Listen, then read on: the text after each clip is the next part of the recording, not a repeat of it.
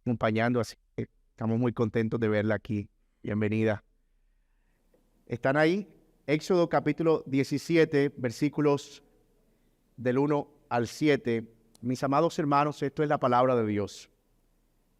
Toda la congregación de los israelitas marchó por jornadas desde el desierto de Sin, conforme al mandamiento del Señor, y acamparon en Refidim, y no había agua para que el pueblo bebiera. Entonces el pueblo discutió con Moisés y dijeron: danos agua para beber. ¿Por qué discuten conmigo?, les dijo Moisés. ¿Por qué tientan al Señor? Pero el pueblo tuvo sed allí, y murmuró el pueblo contra Moisés y dijo: ¿por qué nos has hecho subir de Egipto para matarnos de sed a nosotros, a nuestros hijos y a nuestro ganado? Y clamó Moisés al Señor y dijo: ¿qué haré con este pueblo? Un poco más y me apedrearán. Entonces el Señor dijo a Moisés: pasa delante del pueblo y toma contigo algunos de los ancianos de Israel, y toma en tu mano la vara con la que golpeaste el Nilo, y ve, yo estaré allí delante de ti sobre la peña en Horeb. Golpearás la peña y saldrá agua de ella para que beba el pueblo. Y así lo hizo Moisés en presencia de los ancianos de Israel, y puso a aquel lugar el nombre de Masá y Meribá, por la contienda de los israelitas, y porque tentaron al Señor diciendo: ¿está el Señor entre nosotros o no? Señor, te damos gracias por tu palabra y oramos para que tú nos bendigas a través de ella y nos permitas contemplar la belleza del Evangelio a través de las Escrituras, porque sabemos, Señor, que ellas son las que dan testimonio de ti. Te ruego, Señor, para que en nuestra debilidad nos permitas apreciar en un texto tan dramático, tan significativo, tan especial, Señor, todas las verdades que tú has plasmado allí para nosotros y que sean para nuestro provecho, en el nombre de Cristo Jesús. Amén y amén. La historia de la humanidad está llena de juicios o litigios que se han convertido en hitos o eventos determinantes para el transcurso de esa misma historia. Desde el juicio de Sócrates en Atenas, pasando por el juicio contra Galileo Galilei, hasta el juicio de Nuremberg, el juicio contra los líderes del nazismo, donde se establecieron las bases legales para condenar los crímenes de guerra y también los crímenes contra la humanidad.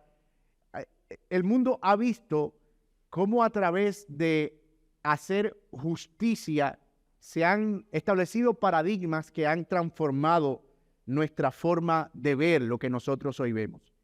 Esos juicios han tenido relevancia por su impacto global y porque sirvieron como un precedente para el futuro.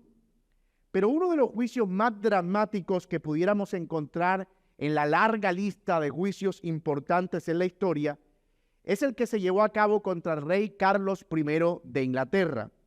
El juicio comenzó el 20 de enero de 1649 y se llevó a cabo en el Palacio de Westminster, en Londres. Carlos I fue acusado de haber intentado ejercer gobierno autocrático, violar las leyes fundamentales del país y desatar una guerra civil contra su propio pueblo. El rey se negó a reconocer la autoridad del tribunal y se negó también a reconocer sus cargos, considerando que el tribunal carecía de legitimidad para juzgarlo, porque él era un monarca designado divinamente. Según él, solo Dios podía juzgar a un rey.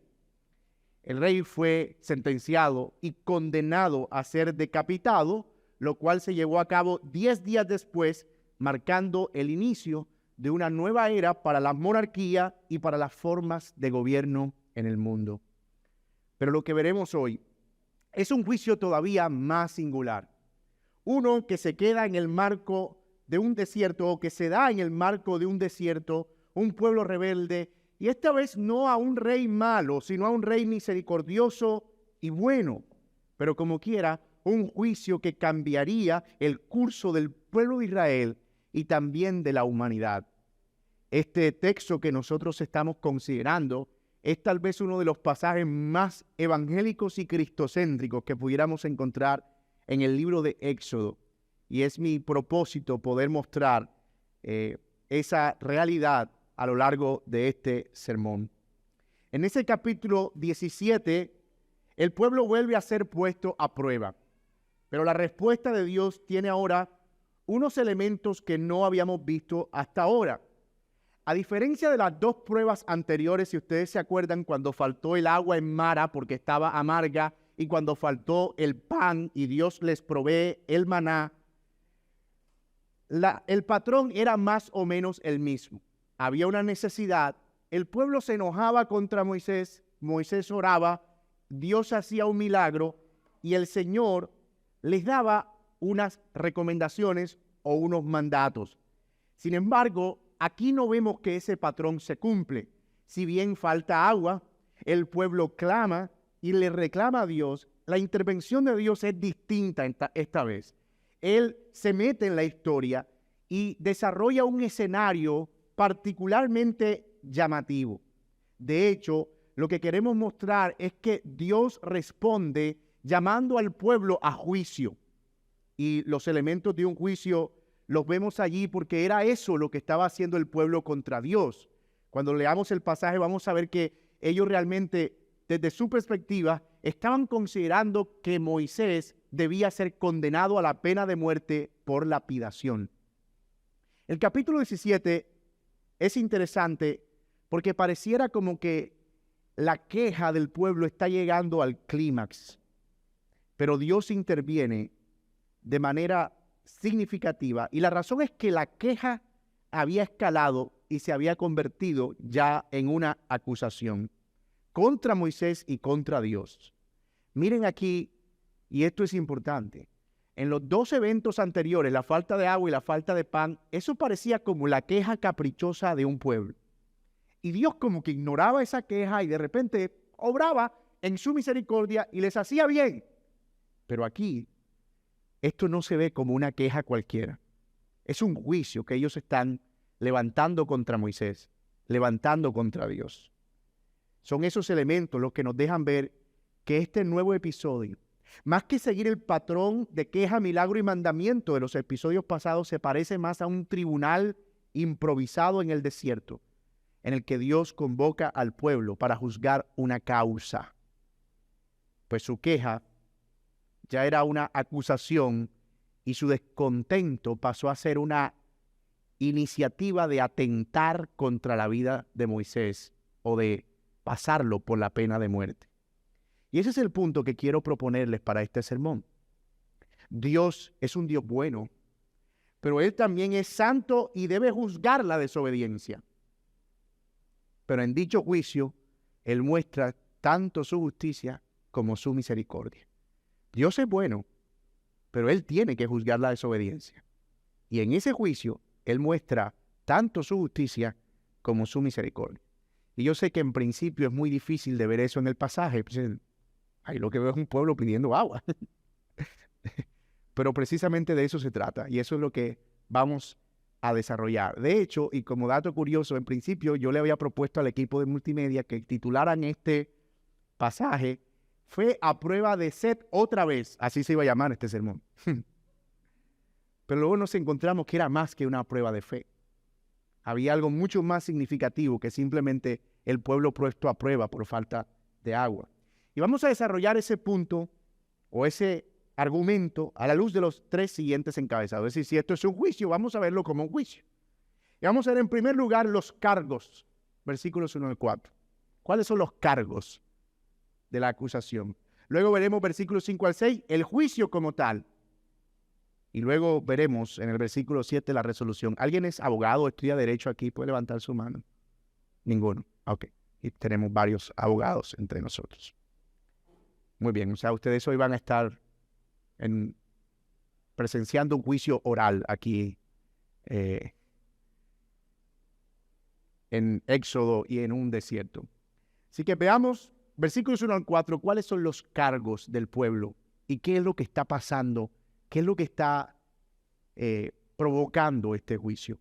Miren versículos 1. Toda la congregación de Israel marchó por jornadas desde el desierto de Sin conforme al mandamiento del Señor y acamparon en Refidim y no había agua para que el pueblo bebiera.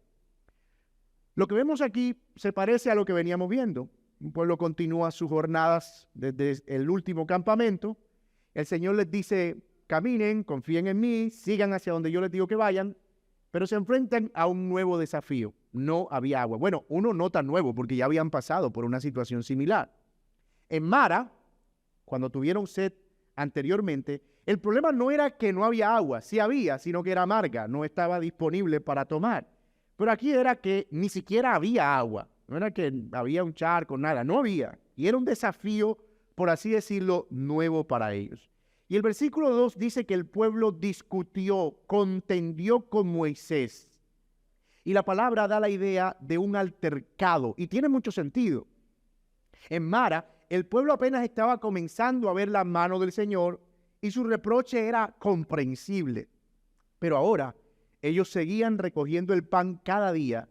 Sin embargo, estaban reprochando que Dios los había abandonado. Era más o menos algo como esto.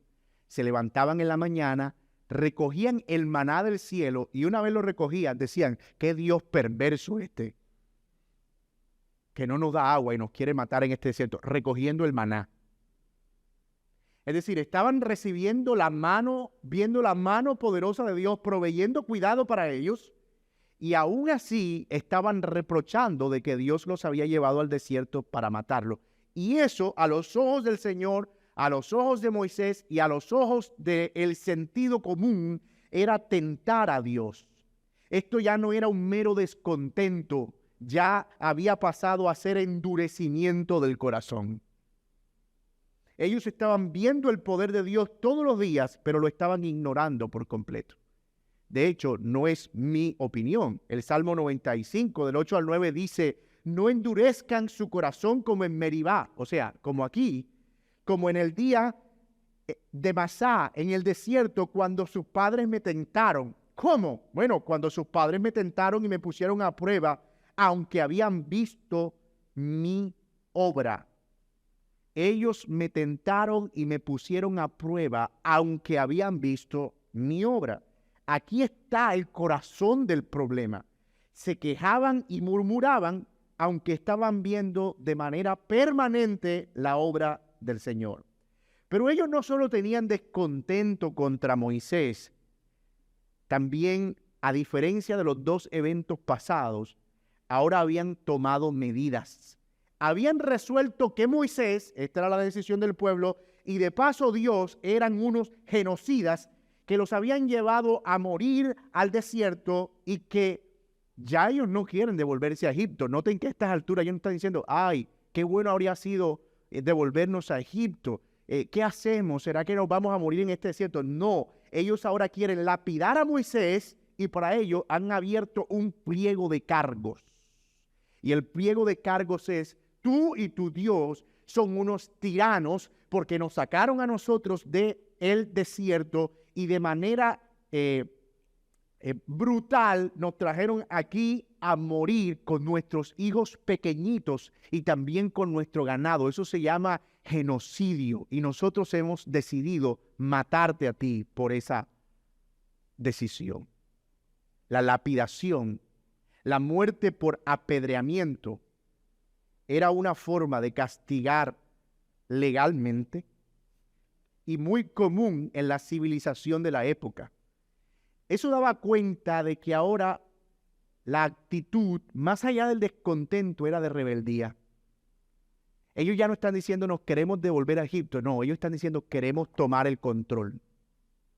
Nosotros queremos dirigir este barco porque a nuestro juicio Dios y Moisés son pésimos líderes que nos están llevando a lugares donde ni siquiera hay agua con el propósito de matarnos. Así que nosotros tomamos la decisión de que vamos a ponernos al frente. ¡Wow! Qué rápido se pasa de la queja a la rebeldía. Qué rápido se pasa del reproche al endurecimiento del corazón. Qué rápido se pasa del descontento a un punto en el que ahora hasta quieres matar a quien se opone o se atraviesa en tu camino. El texto dice que ellos marchaban conforme al mandato del Señor. Al principio lo leímos. Ellos salieron de Sin conforme al mandamiento del Señor. Por eso está diciendo, Dios está equivocado. Estamos aquí sin agua. Nosotros sabemos cómo hacerlo y queremos hacerlo. Así que tenemos endurecimiento y rebeldía. Dos pecados que habían, por así decirlo, evolucionado. Y el resultado de eso es que levantaron una acusación contra el líder de su liberación y habían dado un fallo ya en contra de Moisés. Mis amados, y es que esto quiero que lo veamos de manera práctica. Así es el pecado. Exactamente así es el pecado. Comienza como una pequeña cosa, dice el Eclesiastés con tanta sabiduría, el autor Salomón: las moscas muertas hacen heder el perfume del perfumista. Así también una pequeña locura al que es estimado como sabio. Esas pequeñas gotas de levadura terminaron leudando toda la masa. Si lo dejamos ahí, esas insatisfacciones, esos descontentos, esas expectativas no satisfechas van a tomar dominio y poder en nuestros corazones. Nadie llega a un estado de endurecimiento y rebeldía de repente. No es que un día tú eres el creyente más creyente del mundo, te acostaste y dices, oh no, tengo un corazón endurecido. No quiero saber nada de nadie, no quiero saber nada de la iglesia, no quiero saber nada de ninguno. No, el endurecimiento y la rebeldía comienzan con una pequeña cosa que luego como una bola de nieve se va haciendo grande, grande, grande, grande, hasta que por fin se convierte en algo que no puedes detener. Debemos tener mucho cuidado. La queja y la murmuración contra Dios no son cosas inofensivas. No son meros balbuceos de un alma dolida.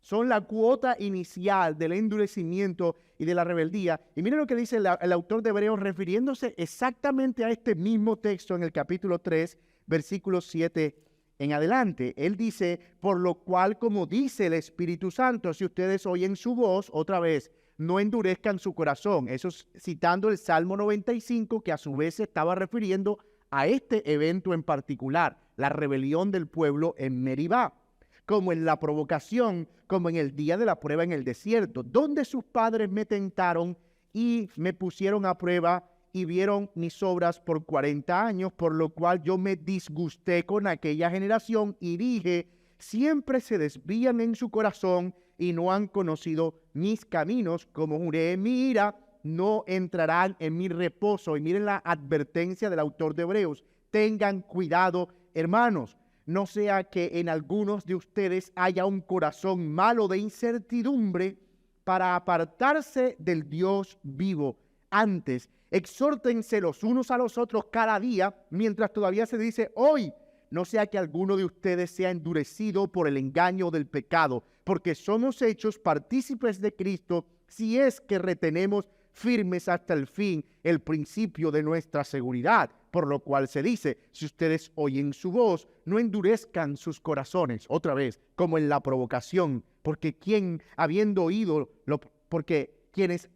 oído lo provocaron, ¿acaso no fueron todos los que salieron de Egipto guiados por Moisés? ¿Con quiénes se disgustó 40 años? ¿No fue con aquellos que pecaron, cuyos cuerpos cayeron en el desierto? ¿Y a quienes juró que no entrarían en su reposo, sino a los que fueron desobedientes? Vemos, pues, que no pudieron entrar a causa de su incredulidad. El punto del autor de Hebreos es claro. Los hermanos estaban sufriendo y padeciendo, pero en medio de eso habían cerrado sus oídos a la voz de Dios. Estaban sugiriendo que Dios los había abandonado a la pena y al dolor y empezaron a guardar eso en sus corazones. Y el autor de Hebreos les dice, tengan cuidado. No sea que al igual que en el desierto, ustedes se endurezcan de tal manera que hagan evidente que nunca fueron del Señor y terminen apartados de Él. Algunas de estas cosas, hermanos míos, trajeron consecuencias que muchos de los judíos no entraron al reposo del Señor. Fueron alejados de Dios. Y déjeme decirle algo, nosotros creemos en la seguridad de la salvación. Nosotros creemos que la salvación es segura, pero también creemos en la veracidad de este llamado a perseverar en el Señor, porque el endurecimiento y la incredulidad pueden aparecer en medio de las pruebas y las dificultades para revelar quién es y quién no es de Cristo. Así que es un buen momento para examinar nuestros corazones y arrepentirnos de ser necesario. Cultivar estos aspectos de queja y descontento puede ser nocivo y peligroso para el alma. Eso no es inofensivo. Lo estamos viendo aquí, en este texto. Y vemos lo que representó para el pueblo de Israel. Moisés, en vista de esto, de que el pueblo ha abierto un juicio, propuso unos cargos y falló en su contra y dijo, eres reo o digno de muerte, te vamos a lapidar. Moisés dice, apelo. Quiero apelar a Dios. Voy a apelar a una autoridad superior, así que se presenta ante Dios con su apelación y eso nos lleva al siguiente encabezado de nuestro sermón. Miren versículos 5 y 6. Entonces, versículo 4, y clamó Moisés al Señor y dijo, ¿qué haré con este pueblo? Un poco más y me apedrearán. Noten, otra vez, Moisés está diciendo, este pueblo me está condenando a juicio. ¿Qué hago? Estoy apelando a ti. En el derecho, para garantizar la justicia, existen varios niveles de juicio. Una persona es juzgada en un tribunal menor, no sé si menor es la palabra, perdónenme los abogados aquí, porque yo no sé, yo no tengo conocimientos técnicos de derecho, a veces ellos se enojan porque uno confunde denuncia con demanda, pero eso no lo sabe todo mortal.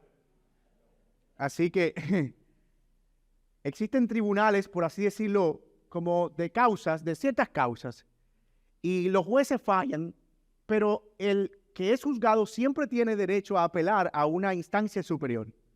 Y de hecho hay varias instancias superiores, hasta la corte institucional, ¿verdad?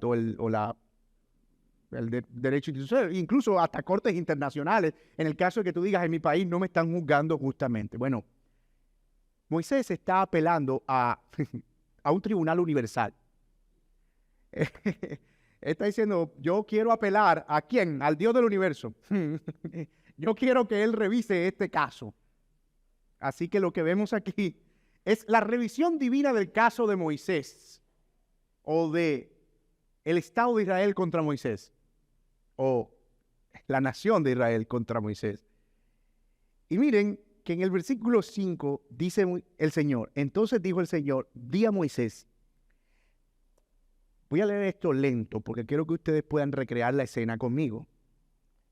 Pasa delante del pueblo y toma contigo algunos de los ancianos de Israel y también toma la vara con la que golpeaste el Nilo y ve. Yo estaré allí delante de ti sobre la peña en Horé y tú golpearás la peña y saldrá agua de ella para que beba el pueblo. Dios le pide a Moisés que pase, se ponga delante del pueblo. 2, que lleve consigo a los jefes de las casas de Israel. Y 3, le dice que lleve también la vara con la que golpeó el Nilo. Eso está como raro. ¿Qué quiere hacer el Señor ahí? ¿Qué es lo que Dios está buscando? Bueno, si revisamos estos elementos, notaremos que lo que el Señor está haciendo es improvisar un tribunal en el desierto. Llama al pueblo como testigo, los ancianos van a ser los representantes del pueblo y garantes de la justicia. Moisés va a hacer las veces de juez. Y eso lo sabemos porque Dios le pide tomar la vara con la que golpeó o con la que juzgó el río Nilo, ¿se acuerdan? Así que Moisés es quien en este juicio armado va a ser de juez. Pero aquí falta algo. Hay un acusado, hay unos testigos, hay un juez, hay unos acusadores, hay unos testigos, hay un juez. ¿Qué nos falta? Nos falta un acusado. ¿A quién va a acusar o a quién se va a acusar en este juicio? Bueno, aquí es donde viene lo impresionante. Dios dice, yo estaré allí delante de ti sobre la peña en Horé, y tú golpearás la peña y saldrá agua de ella para que beba el pueblo. Momento. ¿Qué? Sí, sí. ¿Acaso Dios está sentado en esa piedra como el acusado? Sí. Eso es exactamente lo que dice el texto. Dios se va a sentar en esa peña como el acusado. Dios le está diciendo a Moisés que él se sentará en esa peña de Horeb y él deberá golpear la piedra y dejará caer la vara del juicio sobre él. Eso es lo que está pasando en este juicio. Mis amados, yo creo que ustedes también pueden ver lo que está pasando aquí, ¿verdad? Es Dios mismo poniéndose en la posición de un sentenciado para recibir un castigo que, entre otras cosas, él no merecía. Lo merecía el pueblo. Pablo explica mejor este pasaje en 1 Corintios 10, del 1 al 4. Miren lo que dice Pablo con una agudeza increíble. En Moisés todos fueron bautizados en la nube y en el mar, y todos comieron el mismo alimento espiritual, y todos bebieron la misma bebida espiritual, porque bebían de una roca espiritual que los seguía, y la roca era Cristo. Ese texto nos está conduciendo a la gloriosa idea de que, espiritualmente hablando, al golpear la roca, Dios estaba permitiendo el castigo de su propio Hijo con el propósito de cargar sobre él la culpa que el pueblo merecía y, a cambio de la muerte, proveerles agua espiritual. ¡Wow! ¿Saben? La justicia humana nos dice a nosotros que al golpear la peña debía salir fuego de la peña y acabar a todo el pueblo. Eso es lo que dice la justicia humana. Porque ellos eran murmuradores, rebeldes y sediciosos. Pero no. De la peña salió el agua que esos rebeldes y sediciosos necesitaban para saciar su sed. Piensa en la cruz por un momento. Porque es sobre esa peña llamada Gólgota que la vara de la justicia de Dios cayó sobre la humanidad de Cristo, y de su costado fluyó el agua que salta para la vida eterna. Jesús mismo fue quien dijo que el que cree en mí, de su interior correrían ríos de agua viva, en Juan 7, hablando del Espíritu que había de venir sobre los creyentes. Esto es el Evangelio, mi amado hermano. Ni más ni menos. Y es increíble, ¿saben por qué? Porque estamos leyendo el libro de Éxodo en un desierto con un pueblo rebelde que parece que no tiene nada que ver con Cristo y la cruz en el Nuevo Testamento tantos miles de años atrás. Pero qué increíble, porque nada de lo que nosotros tenemos escrito en la Biblia está puesto allí al azar. Y me encanta porque esos son como estacas que se clavan tanto en el Nuevo como en el Antiguo Testamento para decirnos: tú no estás leyendo dos libros distintos. No son dos historias diferentes. No es una cosa que empieza aquí y te habla de un montón de cosas que ya no debes hacer, y otras acá que te habla de todo lo que debes hacer y abrazar ahora. No, no, no, no. Es una sola historia que comenzó y que tiene un mismo propósito: revelar la gloria de Dios. Ningún elemento de esa historia es aleatorio. Dios ha diseñado la salvación de tal manera que nosotros, pecadores y rebeldes que merecen su castigo por razón de su pacto, recibamos misericordia. Pero Él no nos da un perdón barato. Su perdón no es barato. No es un Dios alcahuete que está omitiendo la rebeldía de aquellos que merecen el castigo. No. De acuerdo con su propio sistema de justicia, Él dispone de la humanidad de su propio Hijo. Nuestro sistema de justicia, eso no es posible. En ningún sistema de justicia terrenal, que un inocente tome el lugar de un culpable, no. Toda persona debe responder individualmente por sus delitos. Pero de acuerdo al sistema de justicia divino, Él dispone de la humanidad de su propio Hijo para castigarlo en nuestro lugar, porque sabe que si ese castigo lo recibimos nosotros, no lo soportamos. Seríamos condenados inmediatamente. Así que, de esta manera, Dios resuelve el gran conflicto de ¿cómo puedo yo, siendo un Dios santo, castigar el pecado, pero al mismo tiempo no matarlos? ¿Cómo puedo yo, siendo un Dios santo, ese es el dilema, no pasar por alto el pecado como si nada hubiese pasado, o esconderlo debajo de la alfombra, o mirar para otro lado? ¿Cómo puedo yo, siendo un Dios santo, castigar la desobediencia y la maldad sin que tenga que recaer ese juicio en gente que no lo va a soportar porque sería destruida de inmediato? Pues cargándolo yo mismo. Y de esa manera el pecado es redimido y al mismo tiempo las personas son amadas. Justicia y misericordia en un mismo evento. Hermanos míos, entender esto es entender lo esencial del Evangelio. Es en eso en lo que consiste el Evangelio realmente. Cuando nosotros creemos que el mensaje de Dios es simplemente un mensaje en el que Dios quiere que tú estés bien y tiene un plan maravilloso para tu vida, estamos mostrando a un Dios pobre, a un Dios infeliz, alcahuete, que ni siquiera puede condenar la propia maldad de su pueblo. Ese no es el Dios de la Biblia, de ninguna manera. El Dios de la Biblia aborrece al pecado, castiga el pecado y hace descender la vara de la justicia divina sobre el pecado, pero al mismo tiempo muestra una misericordia infinita con pecadores como nosotros. Bendita y maravillosa gracia del Señor. El Dios santo y justo ha tomado nuestro lugar, ha llevado nuestra carga. Él ha soportado nuestro castigo y nos ha dado a cambio la bendición del agua, su Espíritu. Bendito sea Dios. Miren esto.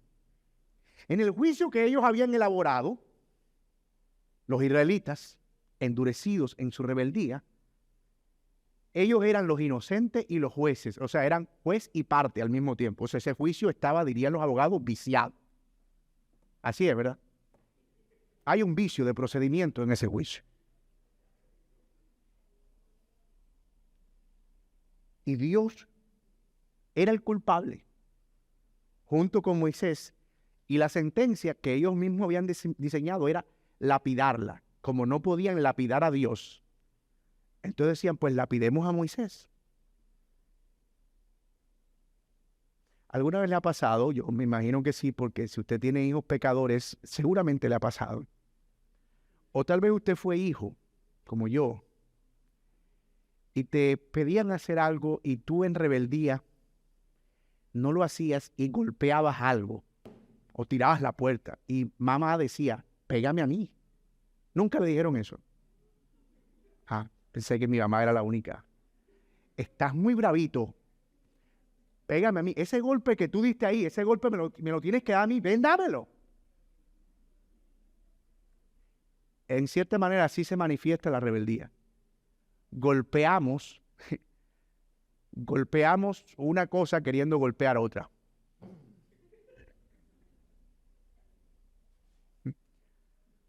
Entonces yo decía, si lapidamos a Moisés, es como si lapidáramos a Dios, nos deshacemos de ese par de por vida y nosotros podemos seguir caminando hacia nuestra propia liberación. Pero en la corte de apelaciones, Dios rearma el juicio. Y en esa corte de apelaciones, Moisés no es el acusado, sino el juez. Los israelitas no eran los acusadores y los jueces, sino los culpables. Y Dios usa la vara del juicio para castigarse a sí mismo en lugar de los culpables. Dios toma el lugar de ellos y lleva su castigo para mostrarles al mismo tiempo su misericordia. Si ustedes se dan cuenta, tenemos el pasaje del maná, es todo el capítulo 16. Dice, wow, qué espectacular, maná del cielo. Y cuando hablamos del agua amarga, casi que abarcamos medio capítulo 15. Pero aquí es una pequeña porción que uno dice, eso pudo haber pasado desapercibido. O sea, ¿qué relevancia tiene eso en la historia? Otra vez sed, otra vez agua, otra vez Dios. Es decir, pero no. Lo que está pasando aquí es que Dios les está mostrando a ellos algo que no conocían hasta ahora. Su infinita misericordia. En Egipto, y presten atención a la relación que hay entre estas cosas. En Egipto, la vara del juicio de Dios convirtió el agua en sangre, ¿se acuerdan? Como una señal de castigo para los malvados. Pero esa misma vara, al caer sobre Cristo, convirtió su sangre en agua. La misma con la que nuestra sed espiritual es saciada. Al caer la vara de la justicia sobre Cristo y derramar su sangre, Él proveyó el agua del Espíritu para nosotros. Ahora bien, hermanos míos, esto es una tremenda visión del Evangelio, lo que tenemos aquí. Y gloriosa, por cierto. ¿No te parece que a veces somos demasiado superficiales con estas verdades? Ay, Cristo murió por... Sí, yo sé eso. Dime algo más elaborado. Dame un poquito más de teología. Oh, hermano, que el corazón de la teología bíblica está aquí, el corazón del plan redentor está aquí, el corazón de la obra divina está aquí, el corazón de todo lo que Dios ha revelado está aquí. El texto no lo dice, pero yo quiero imaginarme la consternación del pueblo. ¿Qué es eso que pasó?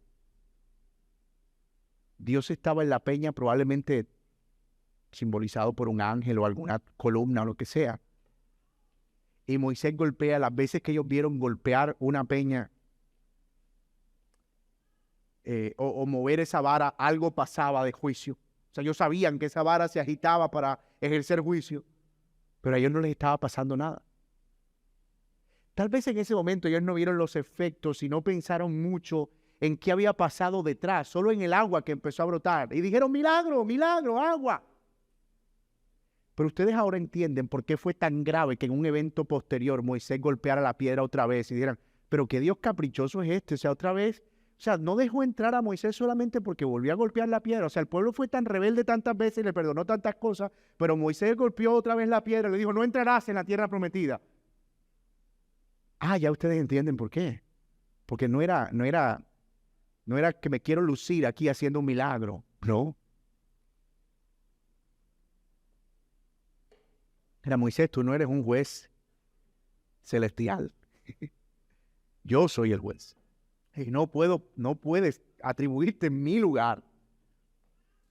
Yo soy quien juzga, no tú. Eso no fue inofensivo, lo veremos también en algún momento.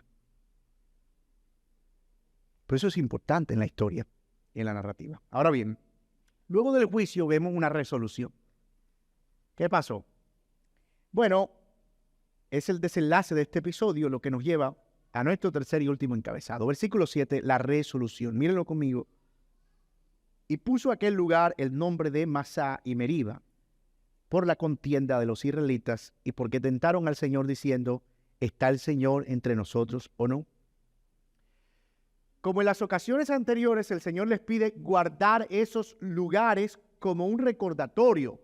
Pónganle nombre, Masá y Meriba, cuyo significado es algo así como el lugar de la contienda, o oiga bien, el lugar del litigio.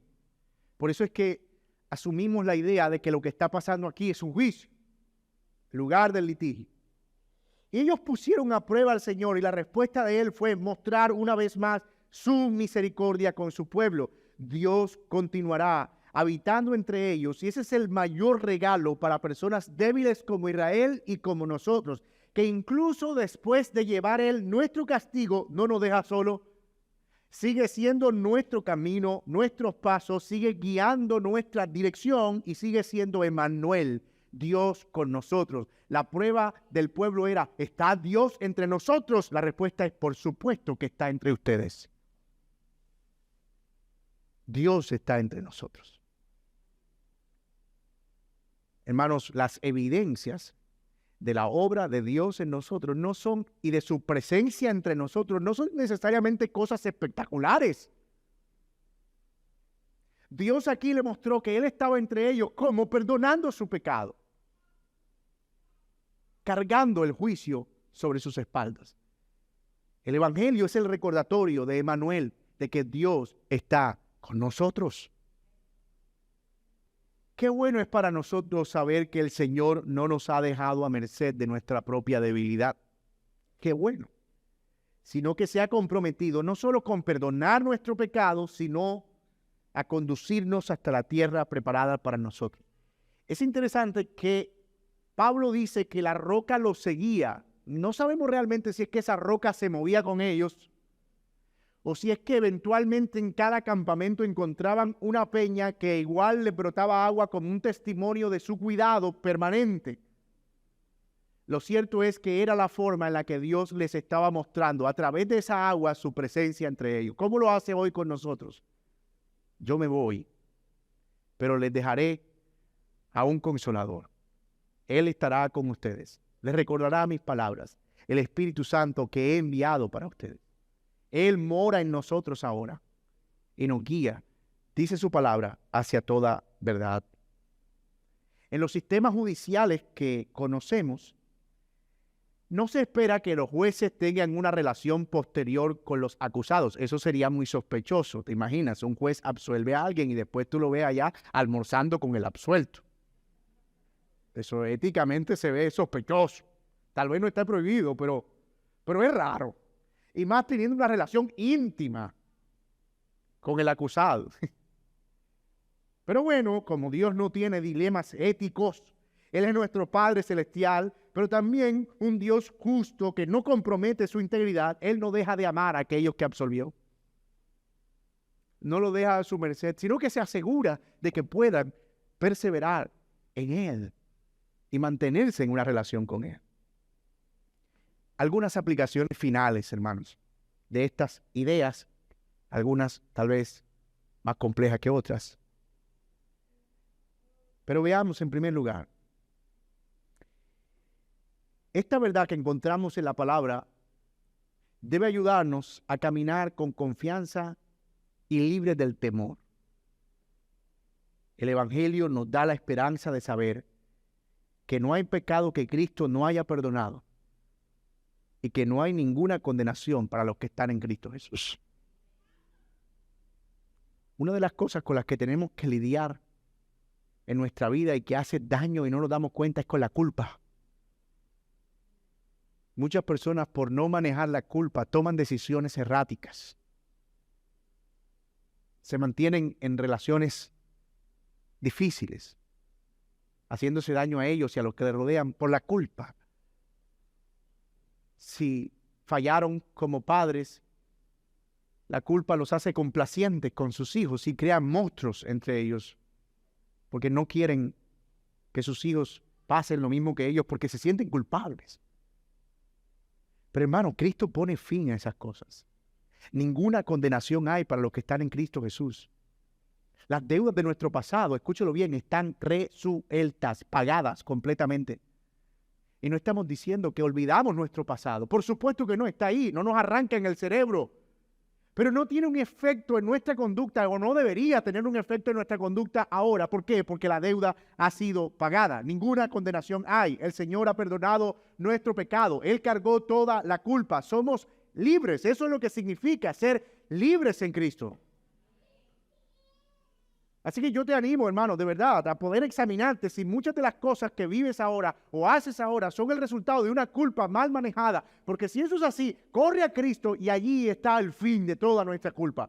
Pone eso sobre la cruz. Deja que la vara del juicio de Dios caiga sobre eso y perdone tu pecado.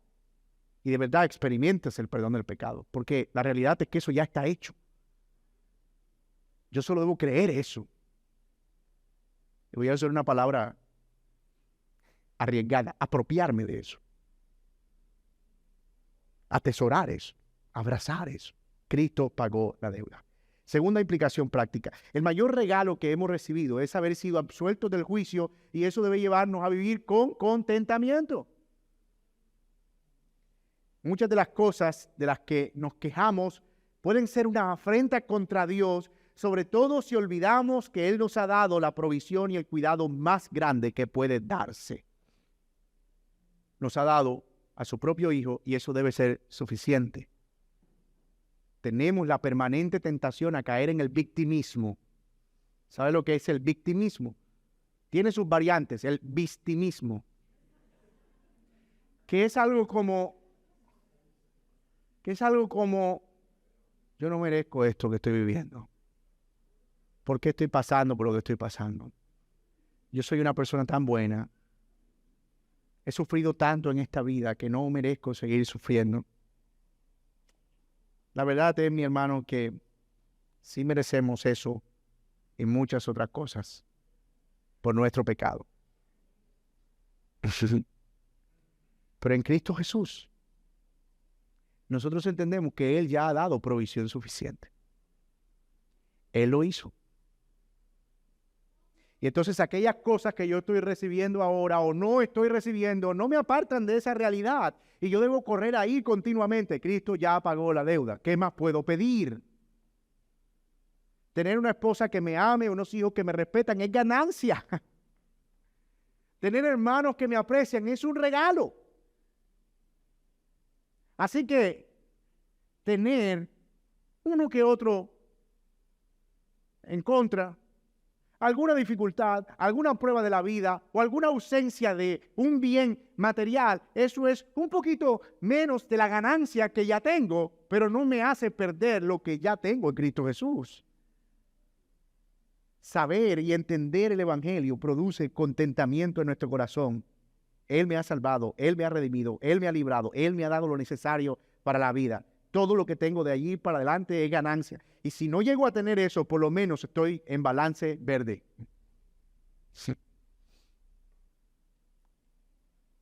También, número 3, es importante que vivamos a la luz de la realidad de que la muerte de Cristo nos perdona, pero esa misma muerte también, por esa misma muerte provino el Espíritu Santo. El Espíritu que Él dijo que vendría.